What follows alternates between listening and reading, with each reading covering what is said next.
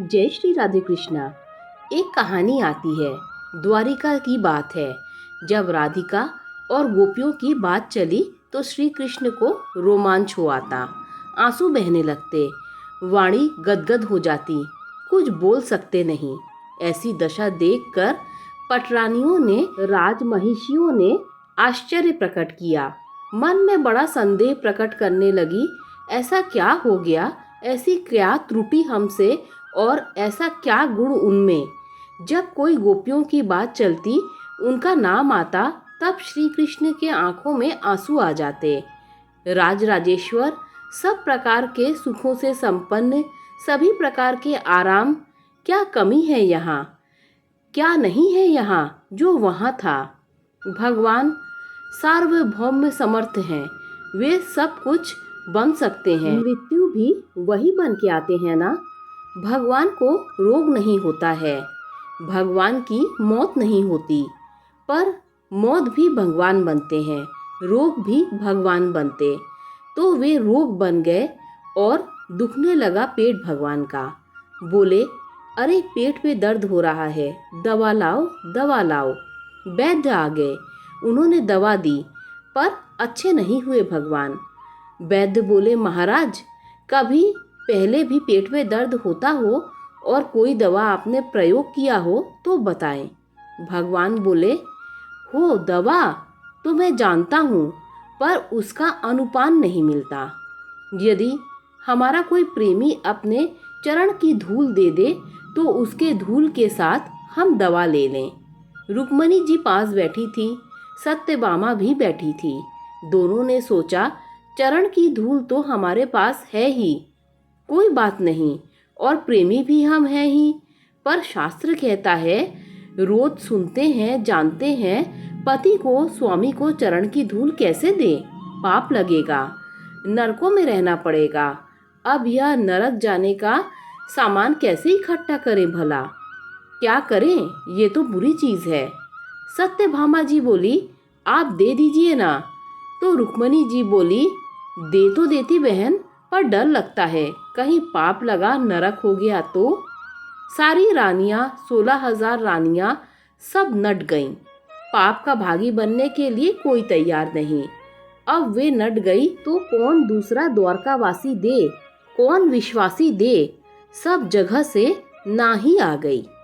उसी समय नारद जी भी वहां पधारे और बोले, पेट महाराज, यह कैसी माया रची? भगवान बोले, दुखता बहुत है, कुछ उपाय कर दो, किसी प्रेमी की चरण धूली ला दो।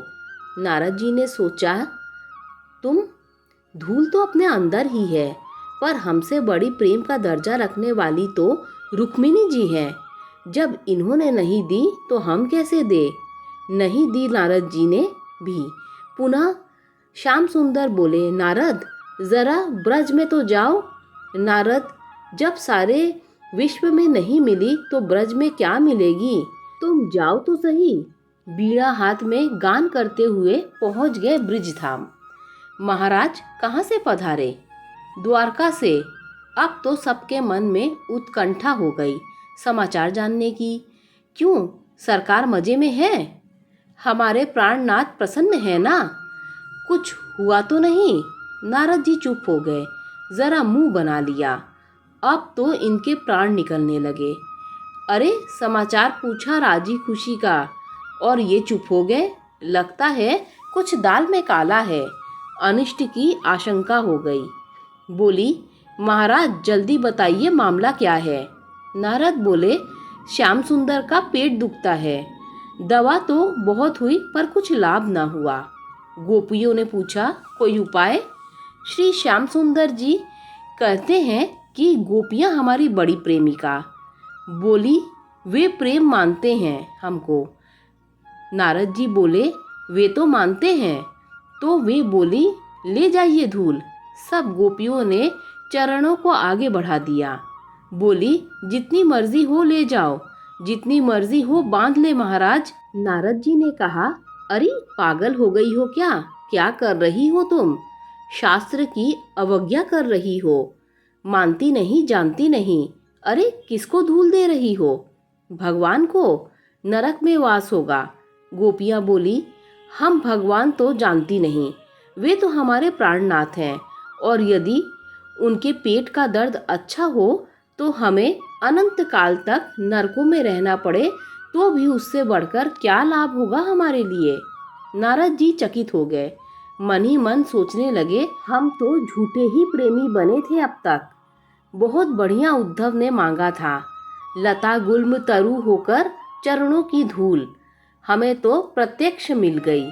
आज गोपियों ने पैर बढ़ा बढ़ा कर दे दी, धन्य हो गए हम।